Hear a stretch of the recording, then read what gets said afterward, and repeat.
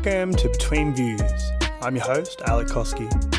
This podcast aims to cast light on and connect you with inspirational people, identify them as potential mentors in your journey, and share their wisdom with the world.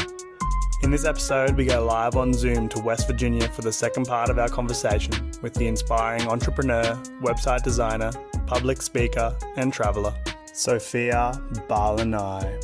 So, how long roughly has it taken you to build up to where you are now? What's this one particular project, this one business, all the social media and gathering, following, how long has that taken? Just so people know what they're in for if they're going to start something similar. Well, I opened this particular agency in 2022, so it's been about 2.5 years maybe, and it's still growing. I'd say for the first year, I barely got any clients that were outside of family members who were like, can you just make me a website? And it'd often be for either $300 or for free. Most of the time doing free work and things like that. But yeah, there's a way that you can definitely fast track a lot of your work, and that's working with coaches and mentors and just people who have done it before, because they can tell you the things that took a really long time for them, and they can just help you through it, because that's what really snapped everything in for me. They were able to tell me, okay, you need to focus on your finances, and this is exactly what you need to do, or you need to do this in social media instead of going through and just trying to figure out everything by yourself and just learning everything, when they can just tell you what to do rather than aimlessly walking and learning through everything. Not saying that learning is not a good thing, but it can just fast track a lot of your work. Sure. So while you're saying that, I'm just realizing that a much stronger theme of Between Views is actually I'm having people on who are mentors. They're people who are teachers in many ways in their respective fields, and usually running their own ventures, their own businesses. How can someone reach out to you, Sophie, if they wanted to be mentored in web design or early business days? Where could they find you? I'd say Instagram really is the best place, because that's where I spend a lot of my time for marketing. That's where I answer most of my messages before I even answer my emails. Okay, so that's sort of the forefront. If someone wanted to connect with you, go onto Instagram. Absolutely. Okay, I'll make sure I leave your Instagram tag in everything that I post related to this interview. So hopefully you can direct a few more people your way, which would be really nice. In many ways, this is actually kind of networking for you, isn't it? It is, but I don't know. I've lost my train of thought there, but it definitely is networking and just still building our relationship, because it was hard for me for a long time to keep up with my relationship, and especially with those people who were out of the country and who were in different time zones. And it took a long time for me to get better at that. And I feel like I am a lot more now. Sure. I personally also really like the in-person ones. Happy to reach out over Zoom. Would much rather be doing this with you, side by side. It's a million times better, but I'll take what I can get for now. This is awesome. So I guess you have to do that a lot too, right? You would be reaching out mostly over the internet. How much time do you spend online versus in real life with clients? With clients, it's all pretty much online, because I move so often that a lot of my clients, the thing would be that I tell people in Hawaii about my businesses and that I can help them. But because a lot of people don't want to start right away, they need to think about it, or it's just not right for them at that time. They often contact me way later and I'm out of the state. Yeah. So that might be what it is. But I do often try to meet with people, and I actually go to a lot of business networking meetings that are in person. There's a community called BNI, Business Networking International, and they meet once a week, and you can go and visit. And any chapter that you want. And a lot of them are in person, or some of them are online if you want, but everybody can at least go and visit too for free. And then you can get a membership later on. Then you can visit um, any one in the world. You can even go online to ones that are in Bali or ones that are in Europe and all of that. And so it's really fun and a great way to network people, and they're specifically there to systematically network. So you get to meet people, but then they'll also schedule one-to-ones with you, so you actually Uh-huh. can be like one-to-one with somebody and get to know them, whether in person or online. That's very clever, actually. It's that whole concept of creating an intentional space for something to occur. I guess your intentional space is you've created a web space where someone can build a web design, build their product, and start their business. And because you are inviting people to come and do that, that is the intention. You're not there to do anything else. You're there for business. They're there to get the job done as well. So I imagine that makes things happen, more intentionally and a lot faster. Like, for example, Between Views is an intentional space for me to sort of share other people's story and, let you be seen, because that's really important for me that other people get the spotlight and that, your amazing journey actually gets heard by more and more people. I found that was my way to help. So I opened this space where I could be curious and intentionally ask questions. Because if I ask you this many questions normally, might be a Right. bit strange. Well, I mean, you've always been like that, and that's what made us such great friends, is because you're always curious and I'm always curious, and it just kind of Yes. it bounces back and forth, and it creates a lot of great things. And that is exactly what it is. You're creating your space for people who are intentional and who are living life on purpose, and you're bringing those people together in a way to either share their story or help them grow. And it's just more powerful when you have a space for those intentional things to happen. Mm-hmm. Can you tell me more about what you just said just now about living life intentionally and living life on purpose? That sounded like it came from some like deeper source of knowledge that you'd read along the way, something that you'd drawn out and now apply in your own life. Is that correct? It is. I have been around a lot of people now who they like to say that they live life on purpose, or like that the group is for people who live life on purpose. And really, I think it was all about not aimlessly drifting through life. You really want to find what you want to do with your life rather than just letting things happen to you. I don't think that, Mm. or I think that the people who let life happen to them are not as much living on purpose. But when you have intention and purpose in living your life, then you can actually go and you reach the goals that you set, and the dreams don't actually become dreams anymore. They're goals rather than just, oh my gosh, that'll happen one day. No, it's going to happen this day, on this day. Yeah. So it's like rather than it being I wish I could, it's like I best just get started. Exactly. So, um, so you're living life intentionally. You're living life with passion. Obviously, you've talked already about how you've kind of landed in a place where your soul is content. You're containing your spirit with helping other people. And once you get to that space, how do you feel? I feel like everything else, though a lot of things are stressful and life happens and there's a lot of things around me, I feel like no matter what, everything's still going to be okay.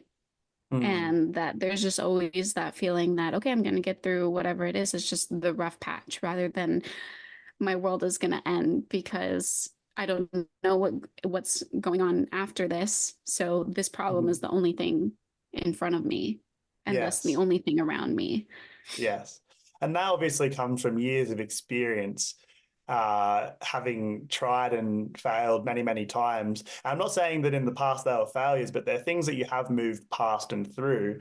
I'd like to talk a little bit Absolutely. now, if possible, about where you sort of came from. Like, what was your journey on the lead up to where you are now? You know, because I know you've been through a few different business ventures and finally sort of landed on this. And I imagine this also will evolve into something new eventually, like it's just about to with the public speaking. So where did Hmm. it all start?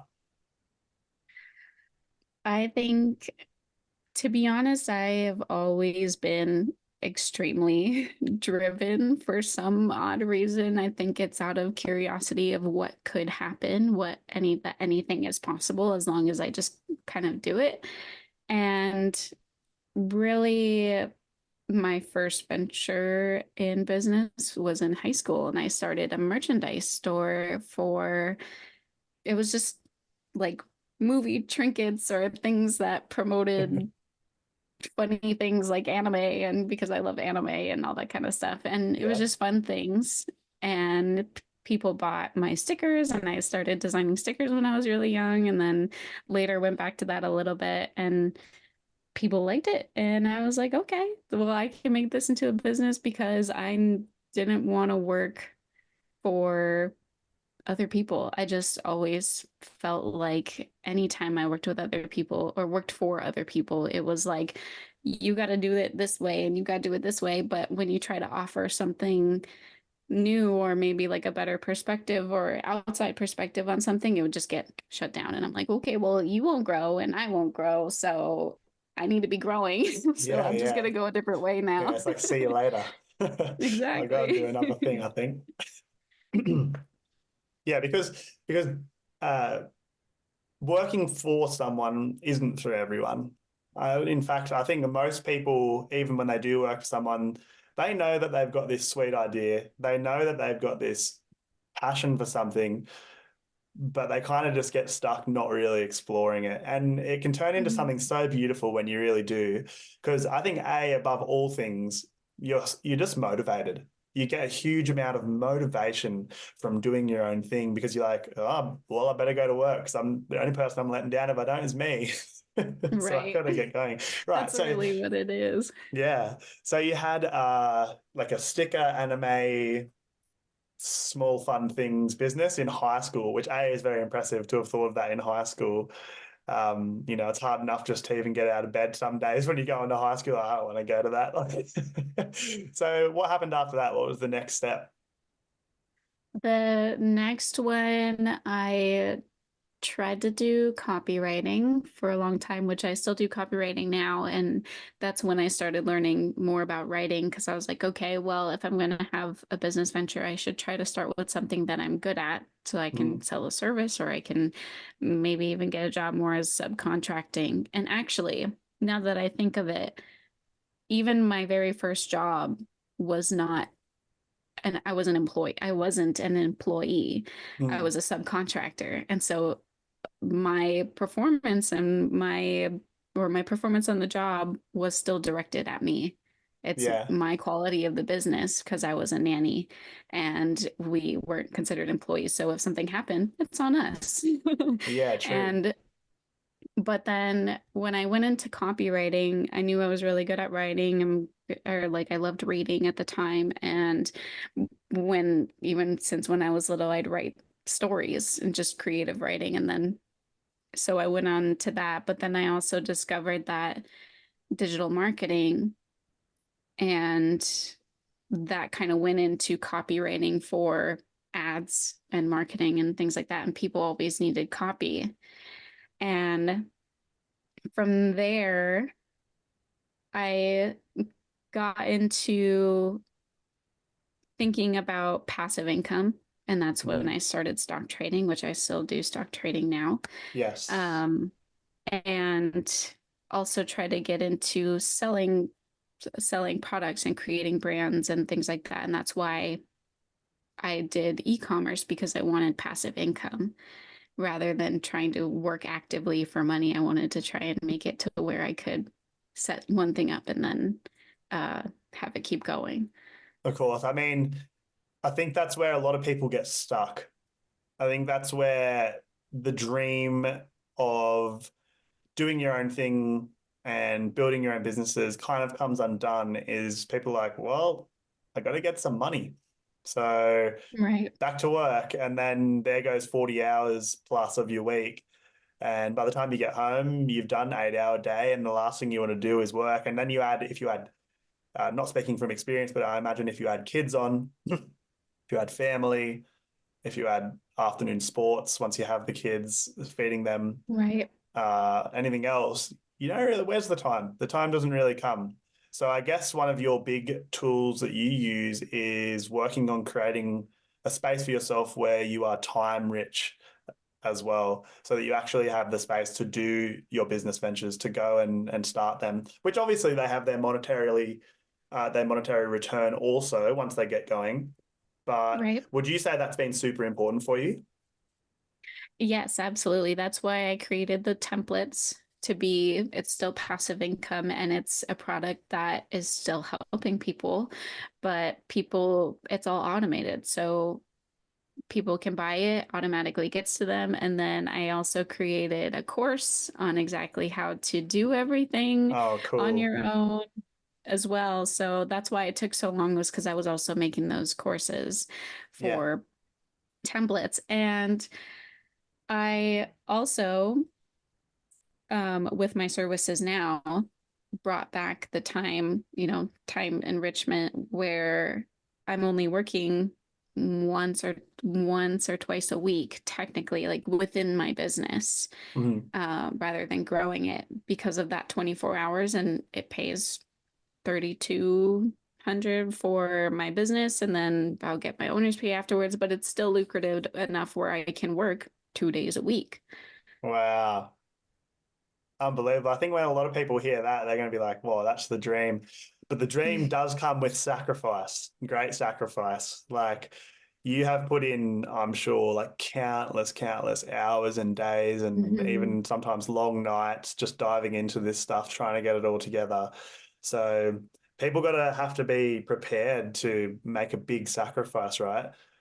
Like, all of the I'd experience, say all of the ups and downs, every single hour you put in is huge. yes, there are definitely ups and downs, and it's a huge emotional roller coaster and a great way to build emotional intelligence, really, Yeah. just knowing how you work and how you respond to things. Yeah. But to be honest, when I think about whether or not it was really a sacrifice, was I willingly gave, my energy and all of my hours after work and school, because I was going to college as well at the same time when I was doing these businesses. This was all in my free time because I wanted to do it. And I had that dream of like it'll be there, someday, whether it's not gonna take, I know it's not gonna be within the next month or within the next 6 months. It's probably gonna be a couple years till I build this business, but I'm still working on it on my free time. And Hmm. now that, like, I've been with Zach for 4 years, I learned to balance that time and still give time to him. But either way, all of my free time is going towards my business because this is what I love to do. It's my hobby as well, rather than Yes. just my work. Yes. So you've made something that you're truly passionate about, that you're motivated for, become your line of work as well. It can get very easy to get carried away with just diving into that completely. And you just Right. mentioned that you had to learn to sort of balance your time a bit better, having a full-time relationship, because obviously that's something that needs lots of attention as well. So I guess how do you maintain balance in your life with all of the things you're trying to manage? I've tried a lot of different things, but really for me, it's time blocking. So knowing and planning things, I'll plan out my month normally by my goals. Mhm. I set at the beginning of the year, I have a year goal, and then I have break it down to quarterly goals. And Okay. then it helps with the month. And then I will set time in my day to be like normally 5 p.m. on is Zach and me's time. And or whenever I go on walks, he'll come with me and we still have quality time within that as well. But actually intentionally setting time for your family, you'll normally do it, or at least when I set time for my family, that's what it is. And then when I set Mm. time for my work, that's what it is. And a lot of times it can be hard to communicate with the people around you about, this is my focus hours, so you can't bother me for anything. And if you do, I'm probably going to be really stressed out or really anxious about something, and I don't want to bring them into that headspace. And so it's Yeah. like compartmentalizing and having a different headspace for them and blocking that time in where you can be like, okay, it's time to step away. My new brain, my leisure brain is on, and now I can spend time with my family. Okay, so you break up your year, you break it into smaller and smaller blocks of time and goals, and you set goals within each of those moments. And you're very intentional with what each of those times is about. And then also, you have to communicate with everyone around you, especially your close family, friends, partner, about what that time means for you. And during those other times, you have to also let go of work and be completely available for them. So you're intentional about what you Right. use your time for. Okay, that's very clever. I think that's one of those things that may be easier said than done, but once you get a hang of It it, it is. probably works out really well. But It took like me a long time for there's sure. things that come up in life that you also can't plan, they're not part of the schedule, and that can sometimes throw you a little bit out of whack, put you a bit behind. Oh yeah, But but it happens. That kind of stuff just happens. it does. Okay. And that's why I do more, not that like every moment is really like structured, but it's like if I have a goal for the month and I have a goal for the day. And it doesn't have to be that, like, okay, for this 4 hours, this is what I'm working on. It can be like, okay, this is the goal that I'm working towards today. And then Mm, obviously, if something comes up, then I'm able to step away and sure. um, take care of it. Do you reward yourself for your goals when you get to the end?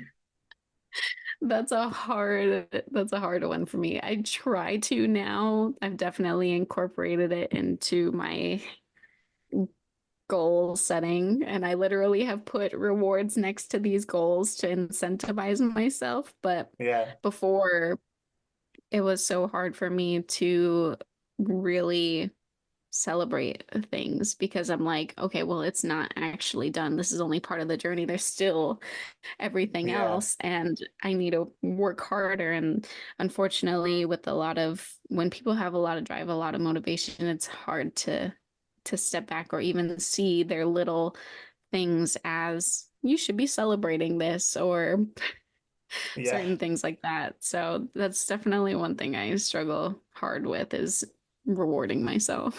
What do you use for a reward if you do? Because for me, I used to use, I think for like 3 month goals, I would use a full body massage.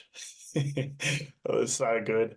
You always really That's a wanted to good get one. there. But yeah, yeah, it's good because yeah, it's good. Like it's relaxing for your body. It's good for your muscles. Usually after whatever 3 month goal it is, whether you've been sitting down a lot or not sitting down a lot at all, a remedial massage goes a long way, and it doesn't cost very much. It doesn't cost very much No, really for not what it not is. in It's a good relative. service, and you know. So what Absolutely. about you? What I would be a good reward for yourself?